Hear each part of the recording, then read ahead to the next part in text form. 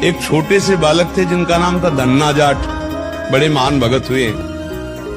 उनको परिवार की माँ ले गई कथा सुनाने, तो कथा में कह रहे थे बिना भगवान का भोग लगाए जो खाता है वो पाप खाता है, भगवान की सेवा करनी चाहिए।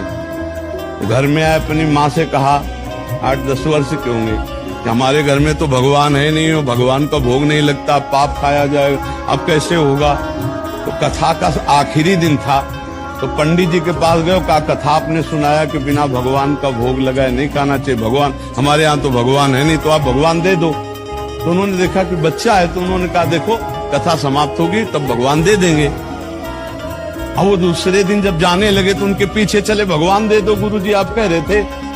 तो उन्होंने सोचा लड़का है, इसको ठाकुर जी तो दे नहीं सकते, तो भांग खाते थे, तो भांग का बट्टा ऊपर का, कहा ये भगवान है ले लो। पूरी कथा बड़ी, तो उनका कैसे सेवा करेंगे, तो बोले नहा के नहा देना और पवा के पा लेना, बस इतनी सेवा। ओ इतने खुशी हो, देखो विश्वास है क्या, भांग का बट्टा, इतने खुशी हो गए कि मुझे ठाकुर जी मिल गए, मुझे भगवान मिल गए। घर में गए, नहाया और ठाकुर जी को ना, वही मतलब भांग के बट्टा को नहा, और बाजरे की रोटी गरीब आदमी सामने रखा, पाओ प्रभु।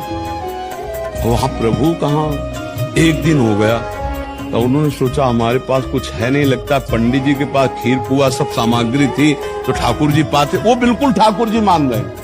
दूसरा दिन हुआ फिर वही बाजरा, तीसरा दिन हुआ फिर वही बाजरे की रोटी। तो वो रो रो करके ऐसे भांग का बट्टा पकड़ाओ, कहने लगे प्रभु हमारे पास नहीं है कि हम तुम्हें खीर पूड़ी पुआ पवा सके, और गुरु जी ने कहा बिना पवाए पाना नहीं, अगर आप नहीं पाओगे तो हम चाहे मर जाए लेकिन नहीं पाएंगे। उसी समय बट्टे की जगह में श्री कृष्ण बैठे हैं, उन्हीं की अवस्था का रूप लेके, और वो और बाजरे की रोटी शुरू कर दी पाना। तो बोले देखो तुम कितने निर्दयी हो, 3 दिन से तो हमें भूख लगी है, तो हमारे घर में ज्यादा कुछ है नहीं, 1-2 रोटी माँ बना पाते, गरीब आदमी, पूरी रोटी तुम नहीं पाओगे, आधी हमें दो आधी तुम पाओ। भगवान ने, और फिर जो लीला का विस्तार हुआ कि धन्ना सेठ हो गए, अपार वैभव